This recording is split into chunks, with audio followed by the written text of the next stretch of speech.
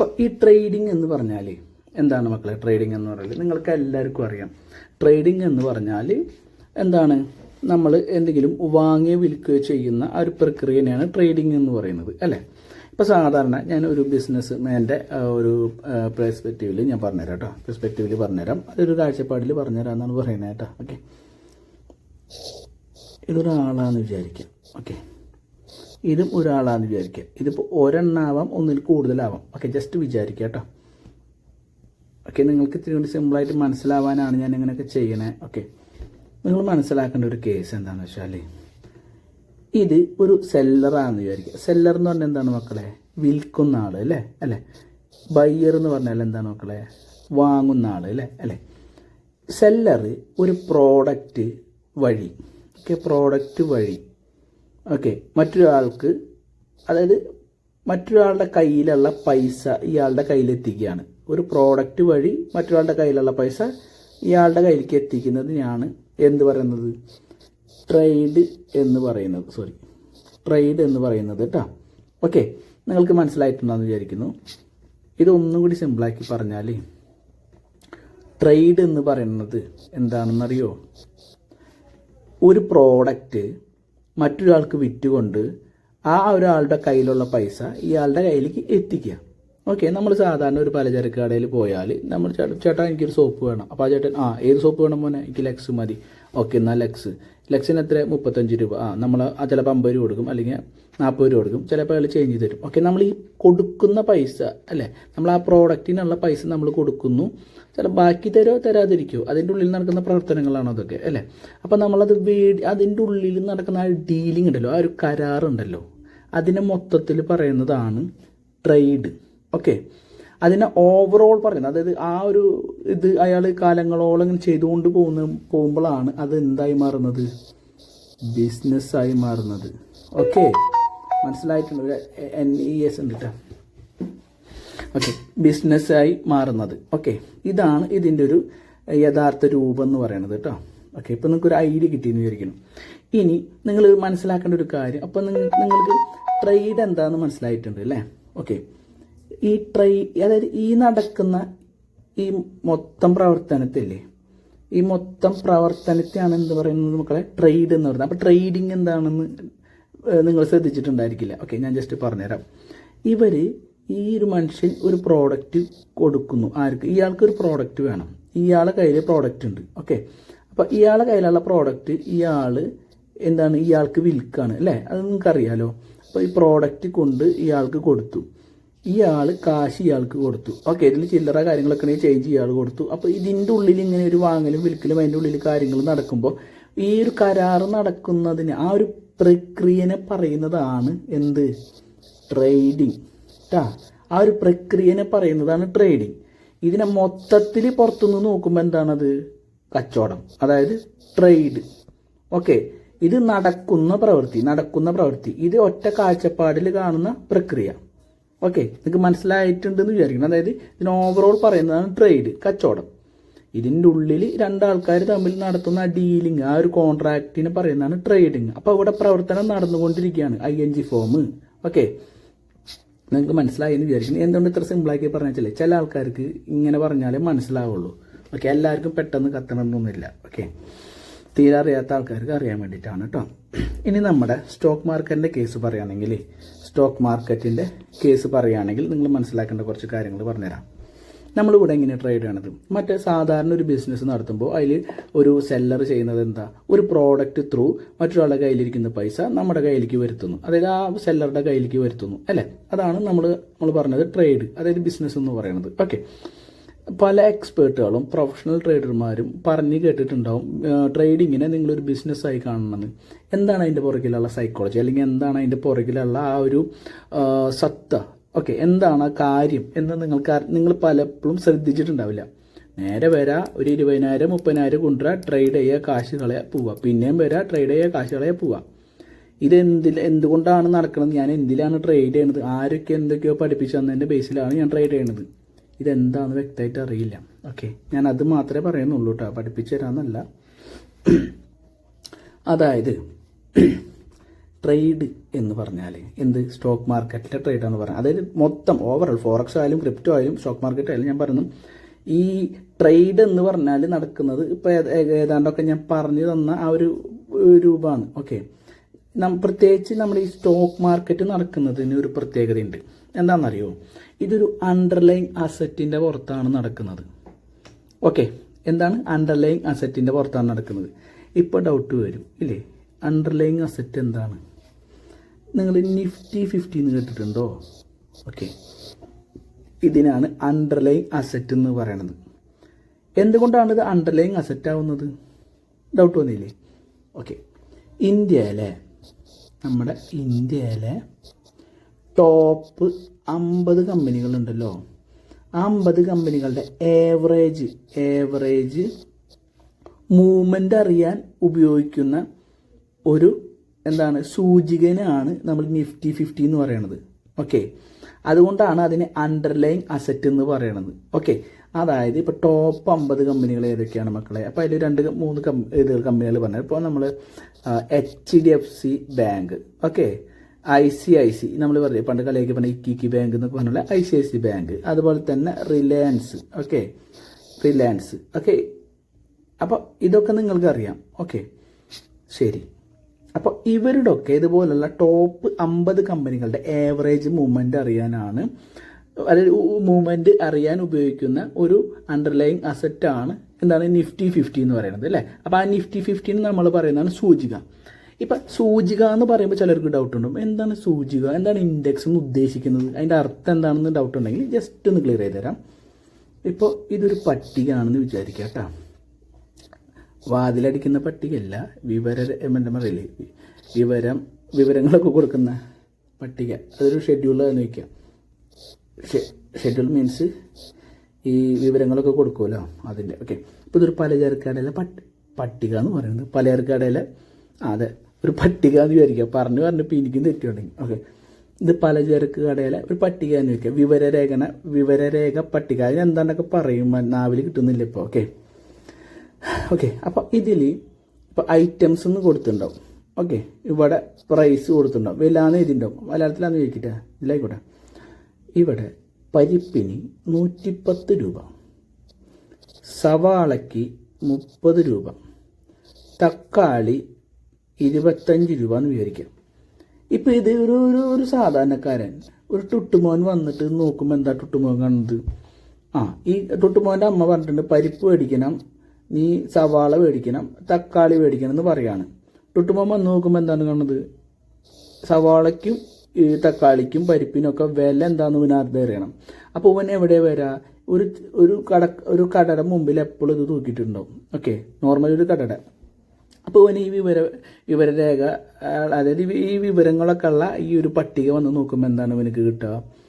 Okay, ഇതിൽ പരിപ്പിന് ഇത്ര വിലയുണ്ട്, സവോളയ്ക്ക് ഇത്ര വിലയുണ്ട്, തക്കാളിക്ക് ഇത്ര വിലയുണ്ട് എന്നൊക്കെ മൊത്തം ഏകദേശം ഒരു ഇത് കിട്ടും. അപ്പോൾ അതനുസരിച്ചിട്ടായിരിക്കും ഇവൻ ഇതിൻ്റെ ക്വാണ്ടിറ്റി നിശ്ചയിക്കുക. ഓക്കെ, ഇവനക്ക് ചിലപ്പോൾ ഒരു 100 രൂപ ഉള്ളൂ എന്ന് വിചാരിക്കാം. ഓക്കെ, ഇവന് 100 രൂപ ഉള്ളൂ എന്ന് വയ്ക്കുക. അപ്പോൾ ഇവനക്ക് ഈ 100 രൂപയ്ക്ക് ഇത് മേടിക്കണമെങ്കിൽ ഇവൻ 1/2 കിലോ മേടിച്ചു കഴിഞ്ഞാൽ 110ൻ്റെ പകുതി എത്തുന്നത് 55 രൂപയായില്ലേ മക്കളെ? അല്ലേ, സവോളയുടെ പകുതി മേടിച്ചാൽ എത്രയായി? 15 രൂപ അല്ലേ?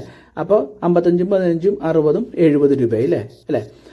അതുപോലെ തന്നെ തക്കാളി പകുതി മേടിച്ചു നോക്കിയാൽ അപ്പോൾ ഒരു 13-14 രൂപ കഴിഞ്ഞാൽ എങ്ങനെ പോയാലും ഒരു 83 രൂപ 85 രൂപ കൂട്ടിക്കോ, ബാക്കി 15 രൂപ മിച്ചുണ്ട് ഇവനക്ക്. ഓക്കെ, അമ്മ പറയാണ് നീ ബാക്കിയുള്ള കാശ് കൊണ്ടുവരുന്നൊക്കെ പറയുന്നത്. അപ്പോൾ ഞാൻ ഒരു എക്സാമ്പിളാണ് പറയുന്നത് കേട്ടോ, നിങ്ങൾ അതിൻ്റെ പൊരുളെടുക്കണേ.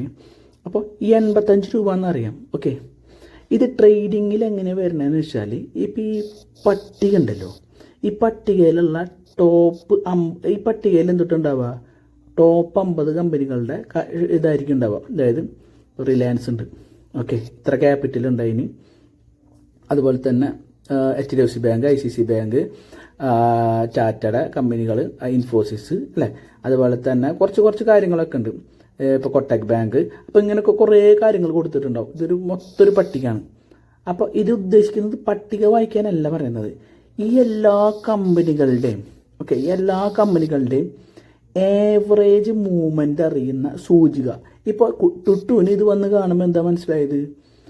ഇത് ഇങ്ങനെയൊക്കെയാണ് നടക്കുന്നത്, ഇതാണ് ഈ ഒരു കടയത്തെ മൊത്തം ഇത്. അപ്പോൾ ഈ കട എന്ന് പറഞ്ഞാൽ എന്തായിട്ട് മാറി? സ്റ്റോക്ക് മാർക്കറ്റായി മാറി. ഓക്കെ, ഈ കടയിലെ ഒരു ഇൻഡെക്സ് ആണിത്, അതായത് പലചരക്ക് കടയിലെ ഇൻഡെക്സ് ആണിത്. ഓക്കെ, അപ്പോൾ ഈ പലചരക്ക് കട എന്ന് പറഞ്ഞാൽ എന്തായി, സ്റ്റോക്ക് മാർക്കറ്റാണെന്ന് വിചാരിക്കുക. ഈ പലചരക്ക് കടയിലെ ഇൻഡെക്സ് ഉണ്ടല്ലോ, ഈ ഇൻഡെക്സ് എന്താണ്, ഇതാണ് നിഫ്റ്റി 50 എന്ന് പറയുന്നത്. ഓക്കെ, ഇതാണ് എന്ത് പറയുന്നത്, നിഫ്റ്റി 50 എന്ന് പറയുന്നത് കേട്ടോ. ഞാൻ സിമ്പിളായിട്ട് മനസ്സിലാകാൻ വേണ്ടിയിട്ടാണ് ഇങ്ങനെയൊക്കെ പറയുന്നത് കേട്ടോ. നിഫ്റ്റി 50 എന്ന് പറയുന്നത് നിങ്ങൾക്കത് മനസ്സിലായി, നിഫ്റ്റി 50 എന്ന് പറയുന്നത്. ഓക്കെ, ഇതിൽ ടുട്ടുമോൻ പറഞ്ഞല്ലോ, ഇപ്പോൾ ടുട്ടുമോന് 1/2 കിലോ പയർ മതി, അതുപോലെ തന്നെ ടുട്ടുമോന് 1/2 കിലോ സവോള തക്കാളിയൊക്കെ മതി എന്ന് പറഞ്ഞു. അപ്പോൾ ടുട്ടുമോൻ്റെ ഏകദേശം കണക്ക് 85 പറഞ്ഞു അല്ലേ. ഇതിൽ ടുട്ടുമോൻ ഇത്ര മതി എന്ന് പറയണ ആ ഒരു ക്വാണ്ടിറ്റി ഉണ്ടല്ലോ, അതാണ് നമ്മൾ നിഫ്റ്റി 50 എന്ന് പറഞ്ഞ ഇൻഡെക്സിൽ മേടിക്കുന്ന ക്വാണ്ടിറ്റികൾ. ഇപ്പോൾ ഇതിൽ കാണുന്ന പോലെ ഒരിക്കലും പരിപ്പിൻ്റെ ഓരോ മണി നമുക്ക് തരുമോ? പരിപ്പ് 1/2 കിലോ വേണമെന്ന് പറഞ്ഞാൽ ഓരോ മണിയായിട്ടാണോ തരാം? അല്ല, നമുക്കതൊരു കിറ്റ് 250 ഗ്രാമിൻ്റെ ഉണ്ടാവും അല്ലേ, അതുപോലെ തന്നെ 500 ഗ്രാമിൻ്റെ ഉണ്ടാവും അല്ലേ. ഇതുപോലെ ഒരു ബണ്ടിലുകളായിട്ടല്ലേ തരാം. ഇതുപോലെയാണ് ഈ സ്റ്റോക്ക് മാർക്കറ്റിൽ ലോ ക്വാണ്ടിറ്റികൾ വരുന്നത്. ഈ ക്വാണ്ടിറ്റി ഇപ്പോൾ 250 ക്വാണ്ടിറ്റി ആണെങ്കിൽ ഒരു ലോട്ട് എന്നാണ് പറയാം, ഒരു ലോട്ട്. ഓക്കെ, ഒരു ലോട്ടിൽ എത്ര ക്വാണ്ടിറ്റി ഉണ്ടാവും? 75 ക്വാണ്ടിറ്റി ഉണ്ടാവും. ഇതുപോലെ 2 ലോട്ട് എന്ന് പറഞ്ഞപ്പോൾ എത്രയും മക്കളെ? 75 എത്രയാണ്? 75 പ്ലസ് 75 എത്രയാണ്? ഓക്കെ, 150 കേട്ടോ അല്ലേ, അത് നിങ്ങൾക്കറിയാം. ശരി, അപ്പോൾ ഇതുപോലെ ഒരു 3 ക്വാണ്ടിറ്റി വരുമ്പോൾ എത്രയായി? 3 ക്വാണ്ടിറ്റി 75 ഇൻറ്റു 3 എത്രയായി? ഓക്കെ,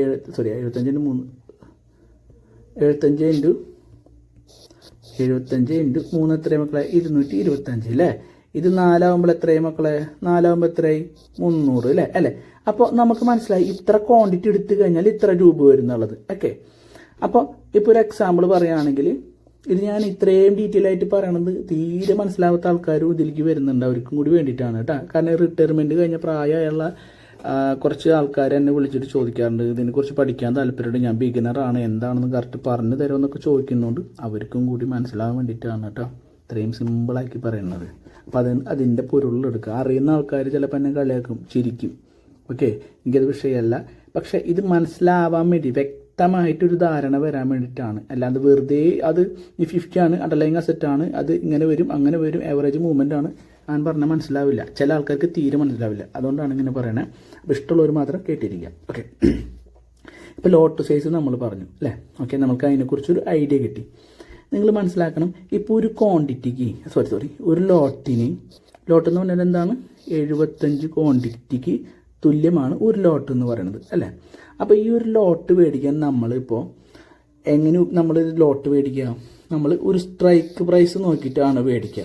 ഓക്കെ, ഒരു സ്ട്രൈക്ക് പ്രൈസ് നോക്കിയിട്ടാണ് നമ്മളിത് മേടിക്കുക. അപ്പോൾ അത് ATM ഉണ്ടായിരിക്കും, ITM ഉണ്ടായിരിക്കും, പിന്നെ OTM ഉണ്ടായിരിക്കും. അതായത് അറ്റ് ദ മണി, ഇപ്പോൾ പ്രൈസ് ഏത് റേഞ്ചിലാണെന്ന് നോക്കുന്നത് അതിനാണ് അറ്റ് ദ മണി എന്ന് പറയുക. ഇൻ ദ മണി എന്ന് പറഞ്ഞാൽ കഴിഞ്ഞു പോയ പ്രൈസ്. അതായത് ഇപ്പോൾ 25,000 എന്നാണെങ്കിൽ 25,000 മുമ്പ് കഴിഞ്ഞു പോയത് ഏതായിരിക്കും?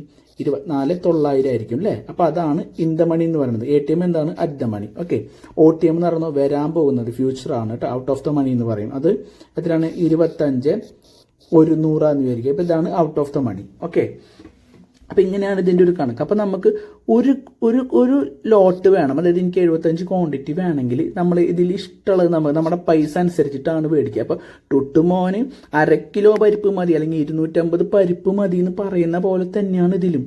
അപ്പോൾ ഈ 250 പരിപ്പിന് നമ്മുടെ കയ്യിൽ ഇപ്പോൾ 50 രൂപയാവും കൊണ്ടുവന്നുള്ളൂ എങ്കിൽ ഈ 50 രൂപയ്ക്ക് ഇവന് 3 സാധനം വേണമെന്ന് വെച്ചാൽ ഈ 50 രൂപ 100 രൂപ എന്നൊക്കെ പറയുന്നുണ്ടല്ലോ, ഇതാണ് നമ്മുടെ ക്യാപിറ്റൽ. ഓക്കെ, അപ്പോൾ നമ്മൾ കൊണ്ടുവരുന്ന ക്യാപിറ്റൽ, ഓക്കെ, നമ്മളിപ്പോൾ ഒരു 10,000 രൂപ കൊണ്ടുവന്നു, ഞാനൊരു സത്യാവസ്ഥ പറഞ്ഞുതരാം. ഇപ്പോൾ ഒരു 10,000 രൂപ കൊണ്ടുവന്നു, അത് സംബന്ധിച്ചിടത്തോളം സാധാരണക്കാരെ സംബന്ധിച്ചിടത്തോളം വലിയ എമൗണ്ടാണ്. ഓക്കെ, എന്നെ സംബന്ധിച്ചിടത്തോളം വലിയ എമൗണ്ടൊക്കെ തന്നെയാണ്, ഞാൻ വലിയ പണക്കാരനൊന്നുമല്ല. ഓക്കെ, 10,000 രൂപ കൊണ്ടുവരാണ്. അപ്പോൾ എൻ്റെ മനസ്സിലെന്താണ്? എനിക്ക് ഈ പറഞ്ഞ സാധനങ്ങളൊക്കെ മേടിക്കാൻ പറ്റണം. ഓക്കെ, ഇത് മേടിച്ചാലാണ് എനിക്ക് പരിപ്പ് കറി വെച്ച് ചോറിനാൻ പറ്റുള്ളൂ. അപ്പോൾ ഈ പരിപ്പ് കറി ചോറ് വെച്ച് കഴിഞ്ഞാൽ ആ പ്രവൃത്തി എന്താണ്? നമുക്ക് പ്രോഫിറ്റ് കിട്ടുള്ളൂ. അതാണ് എൻ്റെ ഉള്ളിൽ കിടക്കുന്ന പോരുള്ളൂ കേട്ടോ. ഓക്കെ, അപ്പോൾ ഈ 10,000 രൂപയ്ക്ക് അവൻ എന്ത് വേണം? ട്രേഡിങ് ചെയ്യണം. അപ്പോൾ അവൻ ട്രേഡിങ് ചെയ്യുമ്പോൾ സ്റ്റോക്ക് മാർക്കറ്റിൽ അണ്ടർലൈങ് അസറ്റ് ആയിട്ടുള്ള നിഫ്റ്റി 50യിൽ ഇവനൊരു കോൺട്രാക്റ്റ് വെക്കുകയാണ്. മാർക്കറ്റ് മുകളിലേക്ക് പോകാൻ സാധ്യതയുണ്ട്. ഓക്കെ, എനിക്ക് മാർക്കറ്റ് മുകളിലേക്ക് പോകാൻ സാധ്യത ഉണ്ടെന്ന് മനസ്സിലായി, ഞാൻ ഇവിടെ നിന്ന് ഒരു എൻട്രി എടുക്കാൻ പോവാണ്. അപ്പോൾ അവൻ എന്ത് ചെയ്യുന്നറിയോ? ഒരു ലോട്ട് മേടിക്കും. അപ്പോൾ ഒരു ലോട്ട് മേടിക്കണമെങ്കിൽ ഇവനക്ക് അറിയണം ശരിക്കും ITM എന്താണ്, ATM എന്താണ്, OTM എന്താണെന്ന് ഇവനക്ക് അറിയണ്ടേ? അറിയണം. അപ്പോൾ ഈ 10,000 രൂപയും കൊണ്ടുവന്നിട്ട് ITM സ്ട്രൈക്ക് പ്രൈസ് മേടിക്കാൻ ഇവനക്ക് പറ്റില്ല. കുറഞ്ഞതൊരു 15,000 13,000 രൂപ ഒക്കെ വരും ഏറ്റവും കുറഞ്ഞത് ഒരു ITM പ്രൈസ് എടുക്കണമെങ്കിൽ. ഓക്കെ, അതും നിയറസ്റ്റ് ITM പ്രൈസ്. ഓക്കെ, അതൊക്കെ എന്താണെന്നുള്ളത് നിങ്ങൾക്ക് അതായത് ഇനിയിപ്പോൾ അതും പറയേണ്ടി വരും, അതൊന്നും കുഴപ്പമില്ല. ഇപ്പം ഞാൻ നേരത്തെ പറഞ്ഞിരുന്നു നിയറസ്റ്റ് എന്ന് പറഞ്ഞാൽ വേറെ ഒന്നുമില്ല മക്കളെ. ഇപ്പോൾ 25,000 ആണെന്ന് വിചാരിക്കാം, ഇത് ATM ആണെന്ന് വിചാരിക്കട്ടാ, ATM ആണെന്ന് വിചാരിക്കാം. ITM എങ്ങനെയായിരിക്കും ഞാൻ പറഞ്ഞു 24,900 ആണെന്ന് വിചാരിക്കാം. ഓക്കെ, അപ്പോൾ നിയറസ്റ്റ് ഇതിന് ITM എന്നാണ് പറയാം കേട്ടോ, ITM. ഇതിവിടെ OTM എങ്ങനെ വരും? അപ്പോൾ 25,100. ഓക്കെ, ഇതിൻ്റെ ഇടയിൽ ഒരു 50ൻ്റെ ഗ്യാപ്പില്ലേ മക്കളെ? 25,050 നിന്നാണ് 25,100ലേക്ക് വന്നത്. അതുപോലെ 24,950 നിന്നാണല്ലോ 25,000 വരുന്നത്. അപ്പോൾ ഈ 50 കൂട്ടി നമ്മൾ പറയും റൗണ്ട് ഫിഗർ. എപ്പോഴും നമ്മൾ പറയും റൗണ്ട് ഫിഗർ എന്ന് പറഞ്ഞാൽ എന്താ? ലാസ്റ്റ് 0 വരുന്നതിനാണ് റൗണ്ട് ഫിഗർ എന്ന് പറയുന്നത് കേട്ടോ. ഓക്കെ, അപ്പോൾ ഈ ഒരു ഗ്യാപ്പ് ഉണ്ടല്ലോ, ഗ്യാപ്പ് എന്ന് പറഞ്ഞാൽ ഈ 25 50 എന്ന് പറയുന്നുണ്ടല്ലോ, ഈ 2550 എന്ന് പറയുന്നതാണ് നിയറസ്റ്റ് ITM, ഏറ്റവും അടുത്തുള്ള ITM. അതായത് ATMൻ്റെ അടുത്തുള്ള ITM, അതാണ് നിയറസ്റ്റ് ITM എന്ന് പറയുന്നത് കേട്ടോ. എന്തിനീ നിയറസ്റ്റ് എന്ന് പറഞ്ഞാൽ നമ്മൾ സാധാരണ മാർക്കറ്റ് ഇപ്പോൾ റൺ ചെയ്തുകൊണ്ടിരിക്കുന്നത് 25, ഒരു എക്സാമ്പിൾ പറഞ്ഞാൽ 25,000 എന്നാണല്ലോ പറഞ്ഞത്. 25 ഇപ്പോൾ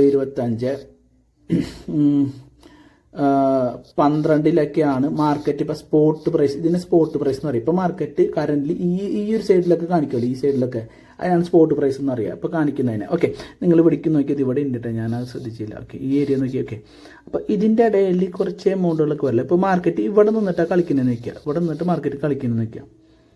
അത് കുറച്ചുകൂടി നല്ല ഇതിൽ പറഞ്ഞേരേ, നിങ്ങൾക്ക് ഇഷ്ടമുള്ളവർ കേട്ടിരുന്നാൽ മതിട്ടാ. ഇത് ബിഗിനേഴ്സിന് വേണ്ടിയിട്ടാണ് ഞാൻ പറയുന്നത്. ഓക്കെ, അതുകൊണ്ട് ശ്രദ്ധിച്ച് അതിൻ്റെ രീതിയിൽ തന്നെ മനസ്സിലാക്കിയെടുക്കുക. ഓക്കെ, മാർക്കറ്റ് ഇപ്പോൾ അപ്പ് ട്രെൻഡിലേക്ക് പോകുന്ന മാർക്കറ്റാണ് നിൽക്കുക. അപ്പോൾ ഇങ്ങനെ വന്നു നിൽക്കുക. അപ്പോൾ ഇങ്ങനെ കളിച്ചുകൊണ്ടിരിക്കുമ്പോൾ ഈ റേഞ്ചിൽ ഒരു എമൗണ്ട് ഉണ്ടാവും, ഒരു സംഖ്യ ഉണ്ടാവും ഇല്ലേ മക്കളെ? നിങ്ങൾക്കറിയാം, ഒരു ചെറിയ സംഖ്യ ഉണ്ടാവും എന്ന് വിചാരിക്കാം. അപ്പോൾ ഈ സംഖ്യ നടക്കുമ്പോൾ റൗണ്ട് ഫിഗർ എവിടെയാണോ അവിടെയാണ് ATM വരാം. അപ്പോൾ ഇതിൻ്റെ ഏറ്റവും നിയറസ്റ്റ് ഇപ്പോൾ മാർക്കറ്റ് ഇങ്ങനെയാണ് കളിച്ചുകൊണ്ടിരിക്കുന്നതെങ്കിൽ ഇതിൻ്റെ ATM എവിടെ വരാം? ഇതാണ് ATM വരാം. ഓക്കെ, ഒരു മിനിറ്റ് ഓളി കൊടുക്കണ്ടല്ലേ ഞാൻ. ഇതാണ് ATM. അപ്പോൾ ITM ഏതാ? ഇതാണ് ITM.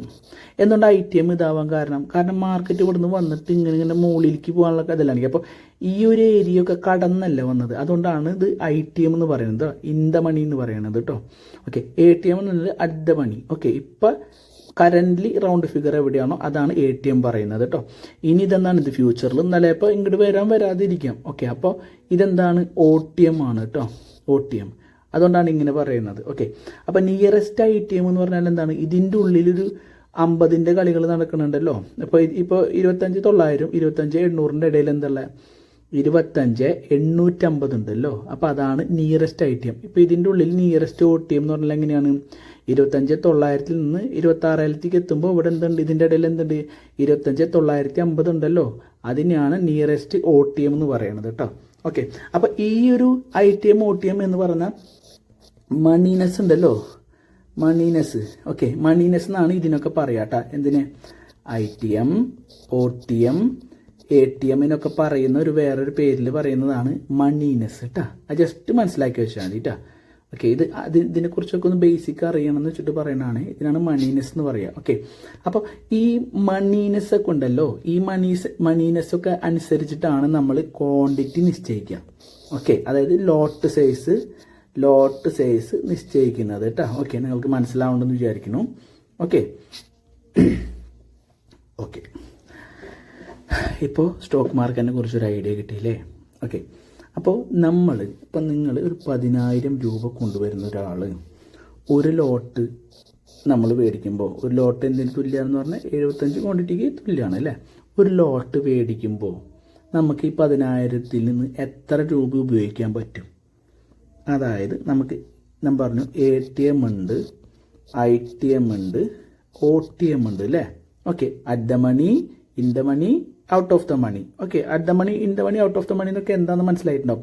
ഇത് പൊട്ടം പൂരം കണ്ടിരിക്കുന്ന പോലെ കണ്ടിരിക്കാണ്ട് പഠിക്കാൻ താല്പര്യമുള്ളവർ പരമാവധി പറയുന്നത് എന്താണെന്നൊക്കെ ഉള്ളത് വ്യക്തമായിട്ട് എഴുതിയെടുക്കുക. ഓക്കെ, ഇല്ലെങ്കിൽ റിവൈൻഡ് അടിച്ച് പോയിട്ട് ഒന്നും കൂടി അത് കണ്ട് മനസ്സിലാക്കി എഴുതിയെടുക്കുക കേട്ടോ. കാരണം പഠിക്കാൻ ആഗ്രഹമുള്ളവർ, അല്ല വെറുതെ കണ്ട് മനസ്സിലാക്കിയാൽ മതി എന്നുള്ളവർ ഓക്കെ, ഭയങ്കര ബുദ്ധിയുള്ളവരൊക്കെ ജസ്റ്റ് കണ്ടാൽ മതി കേട്ടോ. കാരണം ചില കാര്യങ്ങൾ നമുക്ക് പെട്ടെന്ന് ഓർമ്മ നിൽക്കില്ല, നമ്മളത് കണ്ടു എഴുതി എഴുതി എഴുതി തന്നെയാണ് പഠിക്കുള്ളൂ. ഓക്കെ ഓക്കെ അപ്പോൾ ഒരു 10,000 രൂപ കൊണ്ടുവരുമ്പോൾ നമ്മളിതിൽ ഏതെടുക്കുക? ഭൂരിഭാഗം ആൾക്കാർ എടുക്കുന്ന സ്ട്രൈക്ക് പ്രൈസ് ഏതാണെന്ന് അറിയോ? OTM എടുക്കുള്ളൂ. ഈ 10,000-ൻ്റെ ഉള്ളിൽ മേടിക്കാൻ പറ്റുന്ന ഒരു പ്രൈസ് നമുക്ക് സാധാരണക്കാരൻ ഓടി വന്ന് 10,000 കൊണ്ട് വന്നാൽ മേടിക്കാൻ പറ്റുന്ന പ്രൈസ് OTM ആയിരിക്കും. OTM എന്ന് പറഞ്ഞാൽ out of the money. Okay, ഏറ്റവും ടോപ്പിലെടുക്കുക. ഇപ്പോൾ മാർക്കറ്റ് ഇങ്ങനെ താഴേക്കാണ് വരണമെങ്കിൽ എവിടെയാണ് ഔട്ട് ഓഫ് ദ മണി ഉണ്ടാവുക? ഇവിടെയാണ് കേട്ടോ ഔട്ട് ഓഫ് ദ മണി ഉണ്ടാവുക. ഇത് അറ്റ് ദ മണി, ഇതിൻ്റെ മുകളിൽ കഴിഞ്ഞു പോയതാണ് എപ്പോഴും ഇൻ ദ മണി. ഓക്കെ, മാർക്കറ്റിൻ്റെ ഇപ്പോൾ സ്പോട്ട് പ്രൈസ് റൺ ചെയ്തുകൊണ്ടിരിക്കുന്ന ആ ഒരു ഏരിയയിലുള്ള എമൗണ്ട്, റൗണ്ട് ഫിഗർ എമൗണ്ടിനെയാണ് അറ്റ് ദ മണി എന്ന് പറയുന്നത്. വരാൻ പോകുന്ന ഫ്യൂച്ചറിൽ വരാൻ പോകുന്ന അതായത് മാർക്കറ്റ് താഴേക്ക് ഇനി വരുന്നു നമുക്ക് തോന്നുന്ന ആ ഒരു ഏരിയയിലുള്ള റൗണ്ട് ഫിഗർ എമൗണ്ടിനൊക്കെയാണ് നമ്മൾ എന്ത് പറയുക? ഔട്ട് ഓഫ് ദ മണി എന്ന് പറയുക കേട്ടോ. അതെപ്പോഴും ഓർമ്മ വേണം. താഴേക്കായാലും മേലേക്കായാലും എപ്പോഴും അതിൻ്റെ ഓപ്പോസിറ്റ് കാര്യങ്ങളാണെന്നുള്ളത് ഓർത്തിരിക്കുക കേട്ടോ. അപ്പം ഇവന് ഒരാൾ വന്നു, ഇപ്പോൾ ഒരു മനുഷ്യൻ വന്നു, ഇപ്പോൾ സുരേഷ് എന്ന് പറയാം. ഓക്കെ, നമ്മുടെ സ്റ്റുഡൻ്റ് ആയിരുന്നു. ഓക്കെ, അതായത് ആ സുരേഷിനെ കുറിച്ചിട്ടല്ല പറയുന്നത് കേട്ടോ. ഇപ്പോൾ ഒരു സുരേഷ് എന്നുള്ള ഒരു ചേട്ടൻ വന്നു എന്ന് വിചാരിക്കുക. ഓക്കെ, അപ്പോൾ ഈ ചേട്ടനക്ക് ഇപ്പോൾ ഈ 10,000 രൂപ കൊണ്ട് ട്രേഡ് ചെയ്യണം. ഓക്കെ, ആൾക്ക് അത്യാവശ്യം ട്രേഡൊക്കെ ചെയ്യാൻ അറിയാം. ഓക്കെ, ഇപ്പോൾ ബ്രേക്ക് കിട്ടി. ഇപ്പോൾ ഇങ്ങനെ ഒരു മിനിറ്റ് ചേഞ്ച് ഓഫ് ക്യാരക്ടർ കിട്ടി. ഓക്കെ, അപ്പോൾ ഇങ്ങനെ വന്ന് ഇപ്പോൾ ഇവിടെ നിന്ന് ഇപ്പോൾ ഒരാളെ എൻട്രി എടുക്കാമെന്ന് വിചാരിക്കുക. ഇവിടെ നിന്ന് എൻട്രി എടുക്കണം.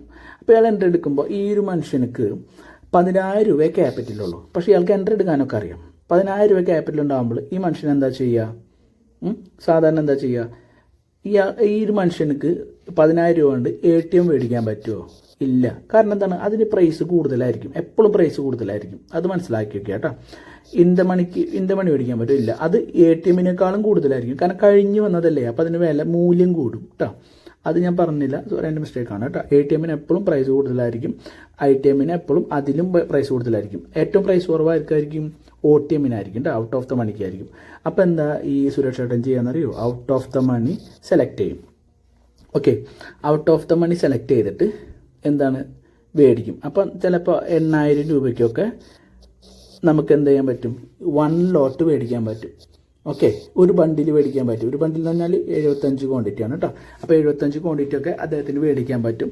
അപ്പോൾ അദ്ദേഹം മേടിച്ചിട്ട് അദ്ദേഹത്തിന് ഇപ്പോൾ മാർക്കറ്റിങ്ങിന് കറക്റ്റ് അദ്ദേഹം വെച്ച ടാർഗറ്റിലേക്കൊക്കെ വരുമ്പോൾ അദ്ദേഹത്തിന് ഇപ്പോൾ 8,000 രൂപയ്ക്ക് മേടിച്ചിട്ട് ആ 8,000 എന്നുള്ളത് ആ ഒരു കോൺട്രാക്റ്റിൽ ഏർപ്പെടാണല്ലോ. 8,000 രൂപ കൊടുത്തിട്ട് നമ്മൾ ആ കോൺട്രാക്റ്റിൽ ഏർപ്പെടാണ് നമ്മൾ വിചാരിച്ച ആ സ്ഥലം വരെ മാർക്കറ്റ് പോകുന്നുള്ളത്. അപ്പോൾ ഇതിൻ്റെ ഉള്ളിലുള്ള ഡിഫറൻസ് ഉണ്ടല്ലോ. അപ്പോൾ മാർക്കറ്റ് ഇപ്പോൾ 25,900 എന്നുള്ളത് 25,800 വരുന്നൊരു ഡിഫറൻസ് ഉണ്ടല്ലോ. അത് പ്രീമിയം ചാർട്ടിനെ ഡിപ്പെൻഡ് ചെയ്തിട്ട്, അതിലുള്ള പോയിന്റിനെ ഡിപ്പെൻഡ് ചെയ്തിട്ടാണ് നമുക്ക് പ്രോഫിറ്റ് കിട്ടുക. ഇപ്പോൾ മനസ്സിലാവാത്ത ആൾക്കാർ ഒന്നുകൂടി ഉണ്ടാവും, എനിക്കറിയാം. ഇത് വീഡിയോയ്ക്ക് ലെങ്ത്ത് കൂടും, അതുകൊണ്ടാണ് ഇത് പെട്ടെന്ന് പഠിക്കാൻ പറ്റില്ല. അതുകൊണ്ടാണ് ഞാൻ ഇങ്ങനെയൊക്കെ പറയണേ കേട്ടോ. ഇപ്പോൾ ഒരു എക്സാമ്പിൾ പറഞ്ഞാൽ, ഇപ്പോൾ ഒരു സ്ട്രൈക്ക് പ്രൈസ്, ഇപ്പോൾ ഈ ഒരു സ്ട്രൈക്ക് പ്രൈസ് എടുത്തു നോക്കാം, 25,900 എടുത്തു എന്ന് വിചാരിക്കാം. ഓക്കെ, ഈ 25,900-ൻ്റെ സ്ട്രൈക്ക് പ്രീമിയം പ്രൈസ് കേട്ടോ. പ്രീമിയം പ്രൈസ് എങ്ങനെയായിരിക്കും? ഏകദേശം എത്ര ഉണ്ടായിരിക്കും? ഇതൊരു ഔട്ട് ഓഫ് ദ മണിയാണെന്ന് വിചാരിക്കുക കേട്ടോ. സുരേഷാൻ്റെ കേസ് പറയുന്നത് ഔട്ട് ഓഫ് ദ മണിയാണെന്ന് വിചാരിക്കുക. ഓക്കെ, OTM അല്ലേ? OTM ആണെന്ന് വയ്ക്കുക. OTM ആണെങ്കിൽ ഇതിൻ്റെ 25,900 എന്നുള്ളത് എത്രയായിരിക്കും ഏകദേശം എന്ന് വെച്ചാൽ ഒരു 70 ആണെന്ന് വിചാരിക്കുക പ്രീമിയം പ്രൈസ് കേട്ടോ. പ്രീമിയം അതായത് ഇതേപോലെ തന്നെ പ്രീമിയത്തിലും പ്രൈസുകൾ ഉണ്ടായിരിക്കും. ഇങ്ങനെയായിരിക്കും. അതായത് 1 തൊട്ട് 1000 വരെ ഒക്കെ ആയിരിക്കും മാക്സിമം നമ്മൾ എടുക്കാറുള്ളൂ. 2,000 വരെയൊക്കെ ഉണ്ടെന്ന് വിചാരിക്കുന്നു, ഉണ്ടാവും. ഞാൻ ശ്രദ്ധിക്കാറില്ല, കാരണം വെച്ചാൽ ഞാൻ അത്രയും വലിയ ക്വാണ്ടിറ്റി ഒന്നും എടുക്കുന്ന ആളല്ല. അപ്പോൾ അതുകൊണ്ട് നമ്മൾ മാക്സിമം 400, 500, 200, 300 ആ ഒക്കെ റേഞ്ചിലുള്ള സ്ട്രൈക്ക് പ്രൈസ് ഞാൻ ഇൻ ദ മണി, അതായത് അറ്റ് ദ മണിയും ഇൻ ദ മണിയൊക്കെയാണ് നമ്മളെടുത്ത് ട്രേഡ് ചെയ്യുന്നത് കേട്ടോ. ഓക്കെ, ഈ എക്സ്പയറി ഡേയിൽ മാത്രമാണ് ഔട്ട് ഓഫ് ദ മണി എടുത്തൊക്കെ ട്രേഡ് ചെയ്യുക. അതിന് കുറച്ച് കാര്യങ്ങളുണ്ട്. അത് നിങ്ങൾ ഇത് പഠിച്ച് വരുമ്പോൾ നിങ്ങൾക്ക് മനസ്സിലായിക്കോളും. ഓക്കെ, അപ്പോൾ സുരേഷ് ചേട്ടൻ എന്ത് ചെയ്യുന്നു വെച്ചാൽ ഈ 10,000 ഉപയോഗിച്ചുകൊണ്ട് ഇപ്പം ഉള്ള ഒ ടി എം പ്രൈസിൽ അപ്പോൾ മാർക്കറ്റ് ഇവിടെ നിന്ന് ഇങ്ങനെ വരാമെന്ന് വിചാരിക്കുക. അപ്പോൾ ഒ ടി എം പ്രൈസ് എടുത്തു. അപ്പോൾ അദ്ദേഹത്തിന് 70 രൂപയുടെ പ്രീമിയം പ്രൈസ് കിട്ടിയെന്ന് വിചാരിക്കുക. അപ്പോൾ ഈ 70 രൂപയുടെ പ്രീമിയം പ്രൈസിന് അദ്ദേഹം ഒരു 8000 രൂപ കൊടുത്തു എന്ന് വിചാരിക്കുക. ബാക്കി എത്ര ഉണ്ട് ആൾക്ക്? അദ്ദേഹത്തിന് 2000 രൂപ ബാലൻസ് ഉണ്ട്, അത് അവിടെ കിടന്നു. അത് ബ്രോക്കറിൻ്റെ ഉള്ളിൽ തന്നെ കിടന്നുള്ളൂ കേട്ടോ. ഓക്കെ, അപ്പോൾ ഈ 8000 ഉപയോഗിച്ചിട്ടല്ല മേടിക്കുന്നത് അദ്ദേഹം. ഓക്കെ, ഈ മാർക്കറ്റ് എത്ര മൂവ്മെൻറ്റ് ഉണ്ടായാലും ഒ ടി എമ്മിന് ഒരു പ്രത്യേകത സ്പീഡിൽ പോവില്ല. ഇൻ ദ മണിയും അറ്റ് ദ മണിയുടെയും പ്രീമിയം പ്രൈസ്, ഓക്കെ മനസ്സിലാക്കി വെച്ചോളൂ. അറ്റ് ദ മണിയുടെയും ഇൻ ദ മണിയുടെയും പ്രീമിയം പ്രൈസ് പോകുന്ന സ്പീഡ് ഔട്ട് ഓഫ് ദ മണിക്ക് ഉണ്ടായിരിക്കില്ല. അതെന്തുകൊണ്ടാണെന്ന് വെച്ചാൽ ഇപ്പോൾ ഇത് ഔട്ട് ഓഫ് ദ മണി ആണല്ലോ. ഓക്കെ, ഇതെന്താണ് മക്കളെ? ഔട്ട് ഓഫ് ദ മണിയാന്ന് പറഞ്ഞു അല്ലേ.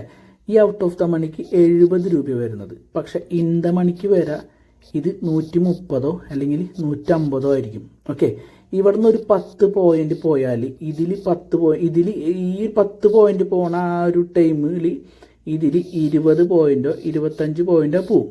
ഓക്കെ, അപ്പോൾ ഈ 8000 രൂപ മേടിച്ച ആൾക്ക്, ഈ 8000 രൂപ ഈ സാധനം മേടിച്ച ആൾക്ക് ഇപ്പോൾ മാർക്കറ്റ് 10 പോയിന്റ് പോയാൽ എത്രയായി?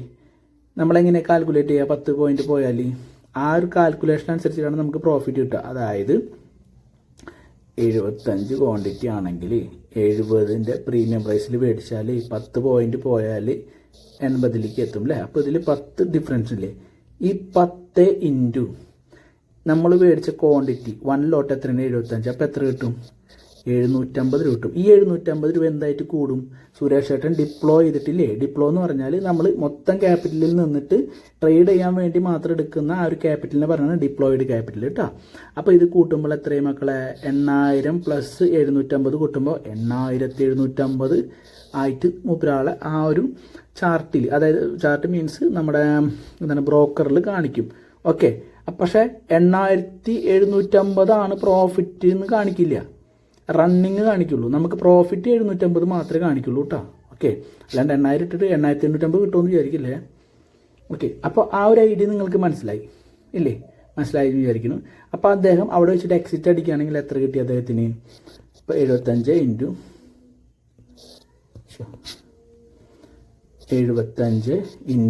10 750 രൂപ അദ്ദേഹം എക്സിറ്റ് അടിച്ചു. 10 പോയിന്റ് പോയപ്പോൾ അദ്ദേഹത്തിന് മതിയായി. എനിക്ക് മനസ്സിലായി, എനിക്ക് ഇത്ര മതി, അല്ലെങ്കിൽ എൻ്റെ ടാർഗറ്റ് അടിച്ചു വെച്ചിട്ട് കിട്ടിയ ഇറങ്ങി കഴിഞ്ഞാൽ അദ്ദേഹത്തിന് എത്ര പ്രോഫിറ്റ് കിട്ടി? 750 രൂപ പ്രോഫിറ്റ് കിട്ടി. അദ്ദേഹം ഇതിൽ നിന്ന് ഒരു ബ്രോക്കർ ചാർജ് കൊടുക്കും. ഇതൊക്കെ നമുക്ക് ഡീൽ ചെയ്ത് തരുന്ന ഒരാൾക്ക് നമ്മളൊരു ബ്രോക്കർ ചാർജ് കൊടുക്കണം. 60 രൂപ കൊടുത്തു നിൽക്കുക, അല്ലെങ്കിൽ 50 രൂപ കൊടുത്തു വിചാരിക്കുക. അപ്പോൾ കോട്ടെ, ബാക്കി എത്ര ഉണ്ട് മക്കളെ? അപ്പോൾ 50 രൂപയുടെ കേസ് എടുക്കാട്ടെ, റൗണ്ട് ഫിഗർ ആയിരണ്ട. അപ്പോൾ ഇതിൽ എത്ര ഉണ്ട്? 700 രൂപ. ഈ 700 രൂപ ആരുതാ? സുരേഷാണ് സ്വന്തം. സുരേഷാണ് ഈ 700 രൂപയ്ക്ക് എന്തൊക്കെ മേടിക്കാം അതൊക്കെ സുരേഷാണ് മേടിക്കാം. ഓക്കെ, ഇതാണ് പ്രോഫിറ്റ് എന്ന് പറയുന്നത്. ഓക്കെ, ഇതിൻ്റെ ഓപ്പോസിറ്റ് ആയിരിക്കും ലോസ്. ഇനി ഞാനത് പ്രത്യേകിച്ച് എടുത്ത് പറയണ്ടെന്ന് വിചാരിക്കുന്നു കേട്ടോ. ഇപ്പോൾ ഒരു എക്സാമ്പിൾ ഒന്നുകൂടി ഇതാക്കി പറയുകയാണെങ്കിൽ, ഇതേ 10 രൂപ തന്നെ താഴേക്കാണ് എടുത്തതിൻ്റെ ഓപ്പോസിറ്റാണ് വരണമെങ്കിൽ സുരേഷാണ് എത്ര നഷ്ടം വരും? 750 രൂപ നഷ്ടം വരും. പ്ലസ് ബ്രോക്കറേജ് 50 രൂപയും പോയിട്ട് 800 രൂപ ടോട്ടൽ നഷ്ടം വരും. Okay, understand? മനസ്സിലായെന്ന് വിചാരിക്കുന്നു കേട്ടോ. എന്താണ് ട്രേഡിംഗ് എന്ന് പറഞ്ഞാൽ? ബിസിനസ്സാണ്. ഇപ്പോൾ ഈ ഒരു ഐഡിയ നിങ്ങൾക്ക് കിട്ടിയെന്ന് വിചാരിക്കുന്നു. ഇതുകൊണ്ടൊക്കെയാണ് ട്രേഡിങ്ങിനെ ബിസിനസ്സായിട്ട് കാണണം എന്ന് പറയണത്. അപ്പോൾ ഒരു ബിസിനസ് സാധാരണ നടത്തുമ്പോൾ എന്താണ്? ബിസിനസ്സിൽ നഷ്ടവും വരും ലാഭവും വരും അല്ലേ? അതേപോലെ തന്നെയാണ് ഇതിൽ നഷ്ടം വരും. നഷ്ടം വന്ന് ഇനി ലാഭത്തിലേക്ക് വരാം. ടൈം കൊടുക്കുക. എപ്പോഴും പഠിക്കുമ്പോൾ ടൈം കൊടുത്ത് പഠിക്കുക കേട്ടോ. ഓക്കെ, അപ്പോൾ എല്ലാവരും നല്ലൊരു ട്രേഡറായി മാറട്ടെ. ഓക്കെ, കഷ്ടപ്പെട്ട് പഠിക്കുക കേട്ടോ. അപ്പോൾ അതിനുള്ള റിസൾട്ട് നിങ്ങൾക്ക് ഉണ്ടാവും. ഓക്കെ, അപ്പോൾ താങ്ക്സ് ഫോർ വാച്ചിങ്.